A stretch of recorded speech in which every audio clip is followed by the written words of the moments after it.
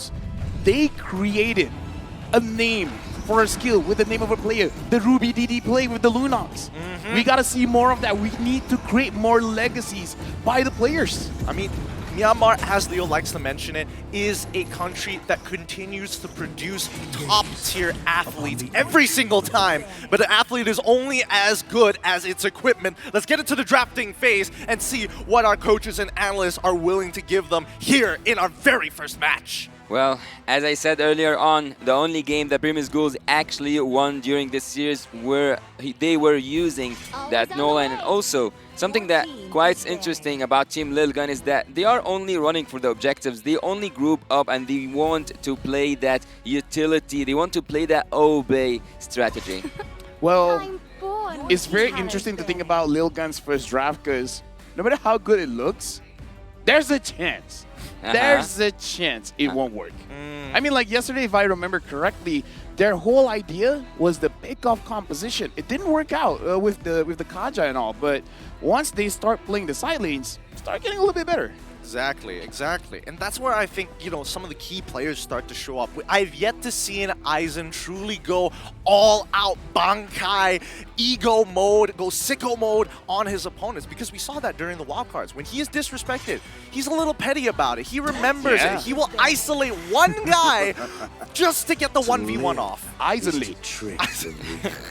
Well, I think that Team Lil Gun needs to be provoked actually. Like they need to lose the first game to wake up. It's a wake-up call for them.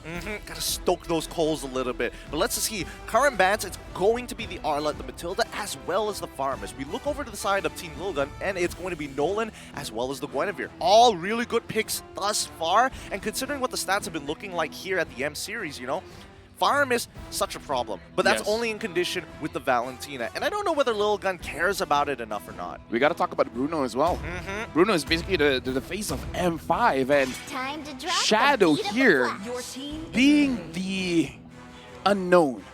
What if he brings a hero that we do not expect, like the Uranus? Oh, don't please. I would rather, you know what, just bring Thomas. Be cool about it. Actually go for the ego challenge. If you're going to proxy the wave, you're not going to be super tanky, but you're willing to put people down. Do you smell blood? Because Team Lil Gun has secured 60% of the first bloods in 15 games at M5. This is inclusive of wildcards. Wow.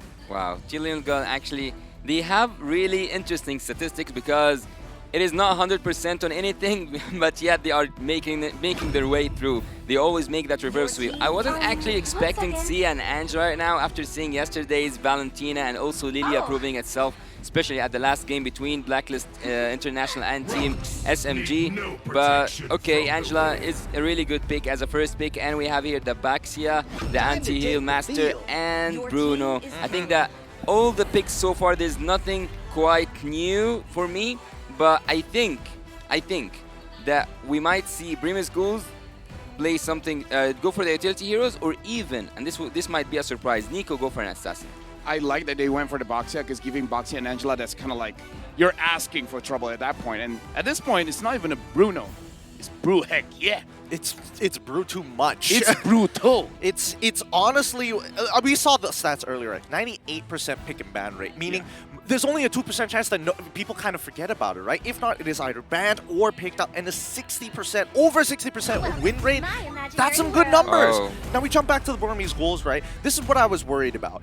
They were looking to say, hey, we don't mind you actually having the Baxia because we're going to be locking in the Wanwan. We're also going to get a Fredrin. I think it's rather interesting because this is one of the few like typical matchups for the Baxia that traditionally is more favored towards him. If I'm not mistaken, I've actually seen this combo work yesterday from Team Primus Ghouls. I've seen Blacklist play that Fredrin alongside with the 1-1. They were so successful, but seeing the Valentina here makes me actually question what else does Team Primus Ghouls, or what hero else can Primus Ghouls play in the upcoming stage of the draft that can be used by the Valentina against their own. Is the surest path. That's something that you have to keep into consideration here, because I feel like the Burmese Ghouls are expecting the Valentina at some point. The real question is, how are they going to actually play out the EXP lane, because we got no info on Shadow. So I'm guessing that at least for the side of the Burmese Ghouls, yeah, that's the thing.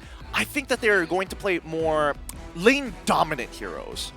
It's going to be very interesting, definitely. Valentina here could take away the hard guard. And like I said, Boxia and an Angela together, that's a combo you don't want to go up against. But Valentina has to wait for that level 4 first, so it's not as oppressive, but it's still a combo that is very dangerous.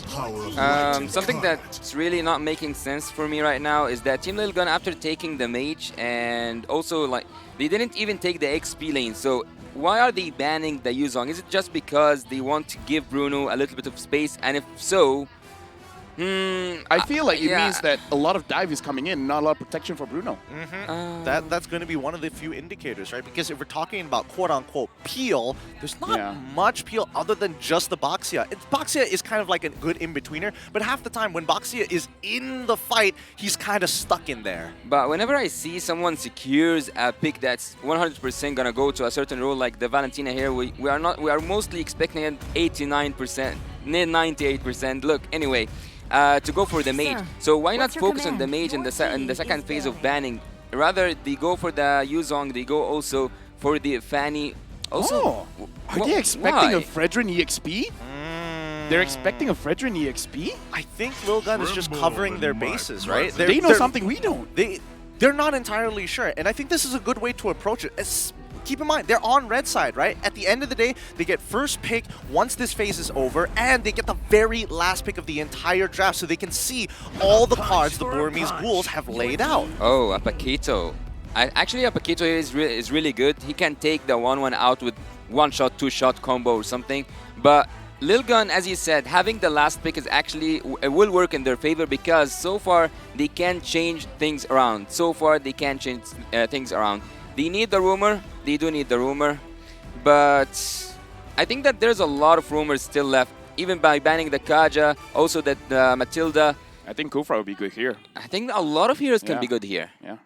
Like, this is one of those things when Fredrin is going for a turtle take or something like that. Kufra could just jump in and then everyone else could just go on the Fredrin. If the Fredrin secures the turtle, whoop-de-doo, we don't care. We just want to kill this Fredrin, making sure that it's not a problem. Here we go. We see the Franco and as well as the glue. You were talking about, yeah, let's go. Let's get ready for these turtle fights. And now Burmese Ghouls have kind of answered that question of saying, hey, even if you sit on top of it first, we got enough lockdown to buy us the time for a free retribution. Actually, I haven't seen Glue for quite a long time because when he was in his own era, I would say that he was the most annoying XP that Mobile Legends have ever experienced because whenever there's a turtle fight, whenever there's a Lord fight as well, he takes that jungler out. And in this case, it's pretty easy since the jungler will not be moving around. Yeah, I think that this is going to be interesting. I mean, team fights specifically, there's a lot of factors going around here. With the Minotaur, it's something to keep in mind. It's going to force out the early inbuilt Purify in Wanwan's kit, and that's going to bring the question, who exactly are you looking to hard guard once we start getting past mid to late? I gotta say, looking at the situation here, I'm still in the back of my head. Team Lil Gun, what is the approach for this game?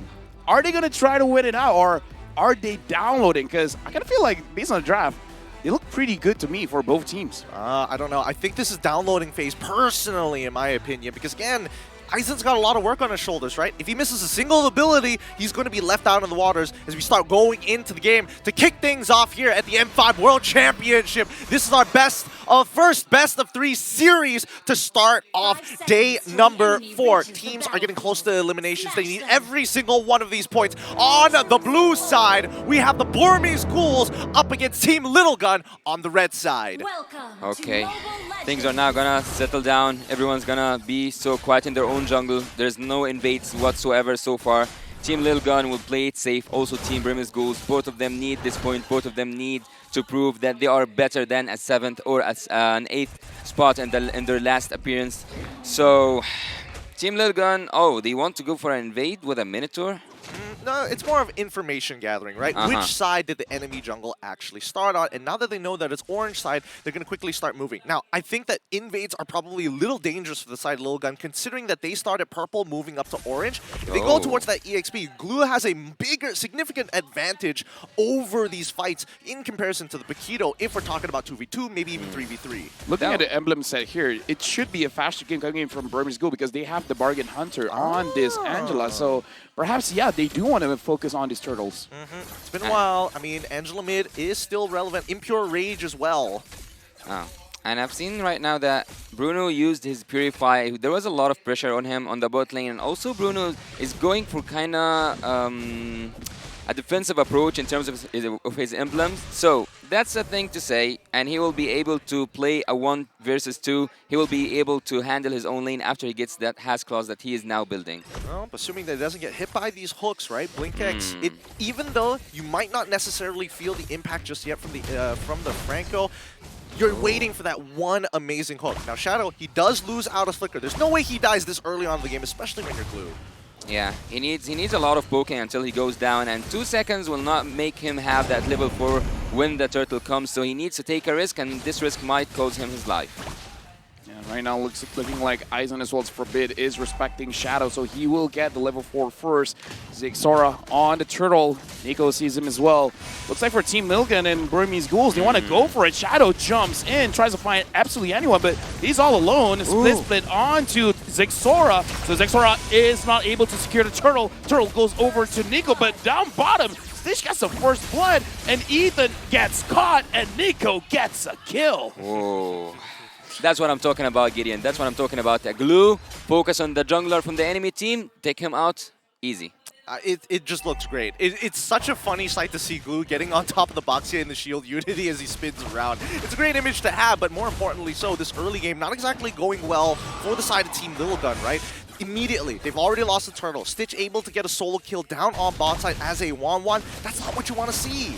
And right now, at the top side, Aizen is getting attacked by Nico as well as Shadow. And right now, Aizen trying to fight for his life. Nico gets the taunt off, and Shadow grabs the kill. This Fredrin is doing pretty good. Yeah, no matter how many shields you build up, you cannot deal with such damage. Also, the crowd control was so high, was so heavy from Team Burmese Ghouls. So far, they are ahead in goal 2K in the early game. That's something, that's a number to speak about. Team Lil Gun needs to find a solution. Rather, it was an outplay by a person or even a team fight. I think for now, it's not about the outplay, right? Because it's not towards their win condition to be looking for these early secures, especially considering how Burmese Ghouls, when we're talking about like the list of ultimates that they actually have, it's very, very dangerous, right? I feel like Team Lil Gun at this point, it's about suffocating your opponents or at the very least baiting out big resources, right? We're looking for the Bloody Hunt coming in from BlinkX to be used at some point of time, and that might be the go signal, but then there's also the heart guard that they have to worry about. Right now, honestly, the rotation coming in from Burmese Ghouls, they're pretty much neutralizing any early game potential coming in from Team Nilga, and even Nico able to invade the jungle and honestly getting quite a lot for himself. Yeah, on the opposite side of the map, when everyone was so busy looking at the bot lane, he did manage to go and take the red buff with the help, of course, of Shadow. Oh, that hook was so near. He doesn't know, but we know. He doesn't know. He doesn't know. He doesn't know how close he was. Sean in the dark, as we start moving towards this turtle, it's getting down to 50%. This is where it's going to get interesting, right? Where's the rest of the team? And Shadow tries to get onto Zixora. He succeeds. Ethan with the Minu and Fury. Zixora gets the turtle. Looks like a little bit too soon coming in from Nico. And Nico now is in prime position to actually use his ult onto Aizen. Aizen still survives. Team Milgun played that very well. I think Burmese Ghouls may have, well, they may have overthought the situation, right? They're like, okay, we got the very first turtle. Team Lil Gun know exactly what we're trying to do. There's no way they're going to try and commit all 4 of their members down on the bot side to make this happen. And unfortunately, BlinkX just wasn't in the right place at the right time. Pressure in the mid. Team Lil Gun wants to get it, but Nico is there to protect. So far, Team Nilgan looks like they're getting back into the game. They're getting a little bit more comfortable going up against Burmese Ghouls. What's actually scary for Team Little Gun right now is that Stitch took all the gold. Oh, but Flicker goes in and Forbid gets taken down. He should go down. He should go down. And Team Little Gun, if they don't find a solution for Stitch, he will keep on dealing that damage. They didn't see him activate a crossbow of tank yet, and they don't want to see him. They're going to take their... Oh, nice hook. Good hook by Zixora. Gets haunted in, and the Minu and Fury able to get onto Nico as well as Shadow, but the damage isn't there just yet. Yeah, Stitch, it's still very early in the game. It's 5 minutes, 49 seconds, right? I'm expecting Stitch to have only about like 1.5 items at this point. Let's double check. Two items already complete. He's 1.7k ahead. Sorry, 1.6k ahead of his opponent right now. Looking good, but he still needs one more. That's what I'm talking. That's what I told you. That's what I told you guys. He is farming, free farming, got a gold for the turret alone, and even got a turret himself. Right now, Shadow 1v4. He gets onto Zexora. He wants to fight back. He wants to secure a kill, but able to get out with the help of Lina. The hard guard. Not down on bot side though. This is why they're making these moves, right? That's why you're allowed to use the hard guard in a more flexible manner, right? It doesn't necessarily always have to go on your carries every single time. You can actually use it to defend and keep your team members alive, especially when they're making good macro decisions on the opposite side of the map. It's actually so hard to read the map right now because every single person here, I think that they have a mind of their own. They are not following one shout call. And right now, Turtle gets secured by Zexora. Very good maneuver coming in from Ethan. Zexora is isolated. He's all alone, taking the brunt of damage coming in from Burmese Ghouls. It looks like he's going to get taken down. And Blinks gets a good hook onto Ethan. Ethan able to survive thanks to Aizen. Ruby as well as Bebex tries to fight back. Bebex gets a kill onto Nico. Right now, Ethan's all alone with Shadow. Nowhere to go. Ethan also gets taken down. It's one of those moments where it's been a while that you fought it. Hook coming in from Blinkus, but that might be a bad hook. Aizen goes in, wants to get for those kills, but he gets immobilized. Killing spree for Stitch. Stitch coming in with the damage, and Bebex taking quite a little bit for himself. Shadow all the way behind, and Bebex is there, still surviving, and kill goes over to Lilgun. Wow, wow. Stitch at this moment will keep on dealing a ridiculous amount of damage. Look at the gold earned. He's 2k almost ahead from the highest gold after him, Bebex 4k. That means that he's 3 items in and still counting. He's strong right now, and I think Bebex is trying to catch up, right? No Berserker's Fury just yet. That's why we're seeing the lack of damage. Those big auto attacks aren't coming out from him just yet. It's going to take a little bit of time, right? But how do you smother? How do you kind of drag this out? We see the second item complete for the side of Bebex. He should be able to take Stitch on, but only if they can lock him down, and that's not an easy job. Yeah, and actually something that makes 1-1 especially ahead every time when she's in the gold lane, if she got a really good start, is that she doesn't need to buy that boots. She can only, not only, but she can focus on having those items, the damage items alone. And so far, 3 items in, he can deal a huge amount of damage, but neglecting all that. Let's look at the map itself. The map itself right now, it's revealed for Team Burmese Ghouls to go in and to invade any jungle, to go in and make the jungler from the enemy side fall down. I mean, it's a good lockdown, right? The Burmese Ghouls with a 2.5k lead so far, they're looking for that big 2x. And look at that, Burmese Ghouls started up, now pulls Zexora away. Yep, Shadow's been doing quite a lot, and he finds Zexora, gets haunted down. Zexora nowhere to go. Crossbow Tang off the stage, double kill for Nico. Burmese Ghouls is having everything that they want here. Team Lilgun can't respond. They're going to accelerate. They're going to keep on accelerating here. And Team Lilgun, unfortunately, are losing the gas, especially when they have to deal with Shadow. Like, he's in front of 3 people. I can tank. I can keep on doing this for as long as you need me to. Hey, you know what? Shadow, this is a good debut by him, and Bebex gets locked down by BlinkX. And again, sing praises for Shadow. He's making a good reason why he's playing in this game. Yeah. Falling into the momentum of Team Burmese Ghouls, Team Lilgun now are just responding. They cannot do anything actually. Maybe this is a part of their plan, no one will know. Let's see together. Is it a finish? Is it a reverse sweep? All the odds, all the possibilities are offered. Team Burmese Ghouls can go for the inhibitor turrets. Now with the Lord pushing on towards this side. Remember, this is not a Luminous Lord just yet. It's not even an Empowered Lord. They're looking for these fights, and Nico will keep on disrespecting Team Lilgun. He knows he has insurance policies stacked up.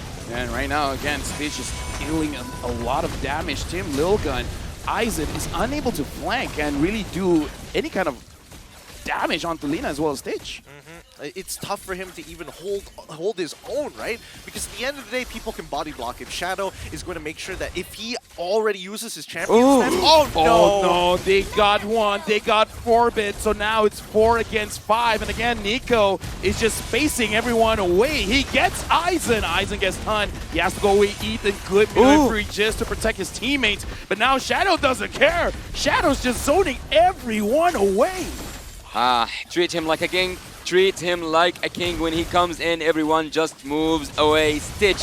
Oh my god, Shadow also, there's a crossbow tank. Crossbow tank by Stitch. Zexora almost gets taken down. And Burmese ghouls, they're relentless. They want to stay. They got 2 inhibitors. Yep, 2 inhibitors off the very first Lord as well. So this is not exactly the best position to be Team Little Gun right now, but it doesn't mean that it's over just yet. Ethan, if you look at his build so far, 2 items complete. Wait, sorry, not Ethan. Aizen. Hunter Strike and as well as the Dominance Ice. Honestly, it's a tough choice because at this point, you've kind of lost your tempo in the game. And even when you get to level 15, you're more now for the peel than you are looking for that big one-shot on the Stitch. I feel like the question now is how do you deal with Shadow moving forward as Zexora gets hooked in. Shadow dives straight in. He's going to get certified. Looks like now he's going to use this split Ethan with the maneuver free. Able to get on to Shadow as well as Nico. Aizen has to go back into base. Blink X. Unable to find a hook. Forbid is out of HP. It's down. Killing spree for Nico. And now Stitch flying high in the sky gets Ethan as well. Unstoppable for Stitch. They're going to look for the end here. Members, they can't hold on for 18 more seconds. Forbid's not going to make it back in time. Yeah, looks like Aizen, try your best, but game goes over to Burmese ghouls. The defense wasn't their strongest suit anyway since the start. Team Lil Gun cannot do anything when it comes to the defense. They needed to go in. They needed to continue pressuring from the early game, but they have fell down to the momentum of Team Burmese Ghouls. Shadow coming up with a huge debut here, being able to zone out multiple members. Let's see if we can keep this up so that they can secure a 2-0 and still keep their hopes up of not getting eliminated here in their own group. Sounds like downloading to me, man. Oh no. I don't know. If the next game Burmese Ghouls doesn't close it out, again, history tells us if you don't learn from it, you're bound to repeat it. It feels like it's going to be, well, we'll see in game number 2 whether the Little Guns are able to have that Mr. Smith moment, but I think that we have a good idea of how they want to play it, even for us here at the desk. When we look at the Burmese Ghouls, they got some really good power picks, and they're playing around their key players, Stitch, right? Yeah. At the end of it, at least we know what Shadow, well, a rough idea of how Shadow wants to play on the EXP lane. Okay, but when it comes to the draft of Team Burmese Ghouls, but before we go to the draft, let's see together who is the MVP from the side of Team Burmese Ghouls.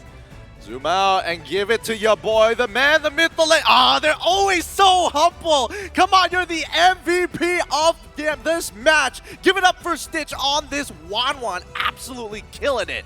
He did deserve that MVP, and not just that, he was treated as a king because everything and every hero in the draft on the side of Team Burmese Ghouls was aiming to make that 1-1 successful. Whenever you speak about the Franco, whenever you speak also about the Fredrin, every crowd control hero was able to make that 1-1, was able to make that crossbow of Tang a possibility or even an inevitable at the end of it. Here we see that Shadow was annoying the enemy. He was trying so hard, and every time he succeeded actually to either zone away the jungler himself or even bring back someone into the death or into the hands of Team Burmese Ghouls. He was so annoying, and I think they cannot download Shadow yet.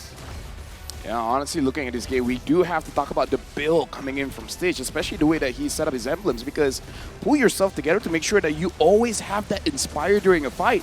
You have maximum damage all the time. Exactly, right? And we saw the timer earlier. 60 seconds every single time. 1 minute is all it takes before Stitch can try to make these big outplays actually happen, and I think that might have caught the Little Guns off guard, right? You go for the initial attack, and all of a sudden, he's moving faster than normal. He's regenning more than normal. Yeah, and Burmese Ghouls have, or like let's say Lil Gun have to pay the price of leaving Stitch farm freely during the whole early game, taking turrets, taking the minions, taking everything, having 2 items ahead from your own gold laner. That's when you know that your team should be punished. And by punishment, I mean 14-2 in terms of the score and having an MVP with no death whatsoever. Looking here at the emblem, yes, he did have that cooldown. He did have that cooldown to have his spell triggered once and again and again and again. And with an Inspire, we all know how 1-1 can be melting all the enemy troops, even if they are squishy, even if they are tanky, or also taking them in a blink of an eye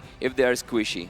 Honestly, looking at the emblem set, it's all tempo, having pull yourself together for Stitch as well as Blink X. And like I said, Lina having that bargain hunter, making sure that even before the game starts, we knew what was the game plan.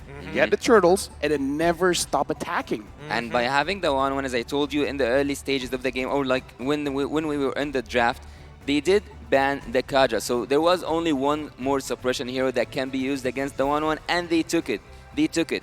Once they were offered the opportunity, they took that Franco. So there was nothing that can stop the 1-1 except for the Paquito with a, let's say, a 1-2 combo, or even a Bruno if he was fed. And in both cases, no one was able to touch Stitch. And Stitch here having one of the highest gold, but I think I saw a higher gold per minute in the tournament so far, and Stitch dealing 80k damage. Stitch was the man of the game. Look at the damage dealt. Look at 80k, and everyone else is just like 30, 33, 27. No one is actually dealing damage from the side of Team Bremen's Gold. There wasn't a magical damage that you should be afraid of from the side of Team Lil Gun, actually. It was only Stitch.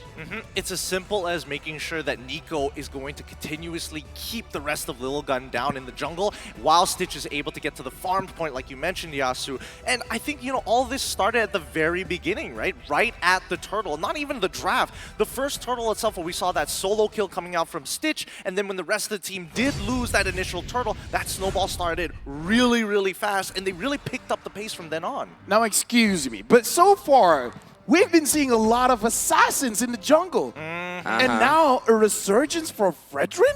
All of a sudden, during this World Championship, he's coming back? Exactly. I feel like a lot of teams are thinking about, oh, what are the S-tier picks? What are the counter S-tier picks? But now we're taking it a step back to some older metas, because again, I still think that Fredrin is very much relevant, and he's really good. He has that almost Boxia field when he gets ahead, and he keeps that level lead on top of you every single time. Okay, but if you saw that 1-1, if you saw a marksman that can be easily snitched out from the backlines, why wouldn't you go for an assassin to just reach that backline? Or even, I actually remember the Yuzong. The Yuzong on the XP lane can do the same trick.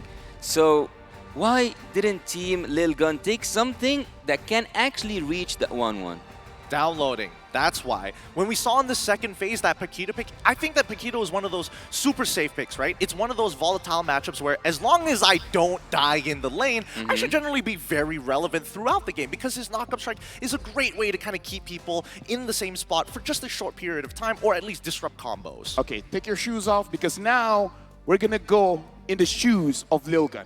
If we are Lil Gun, we downloaded. All right. What did we download? What did we learn? We learned that they are definitely not size 12. Okay, Shadow, potentially a problem.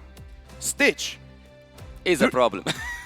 If I remember correctly, minute 3, 6, and 7, while the entire team was rotating, Stitch stayed in his own lane, and then he also rotated to the EXP lane and grabbed both lanes gold plating. Yeah. That's how accelerated the goal was. And then the Fredrin as well. So I kind of feel like, okay, they didn't know anything about Shadow. Now they see certain habits coming in from Shadow, how Shadow plays the lane, as well as how aggressive he was with those flickers. All right. If he's going to be this aggressive, right, I feel that at least what Lil Gun can take away from all the information is, as we've all learned here today, the 50-50s. The fact that we did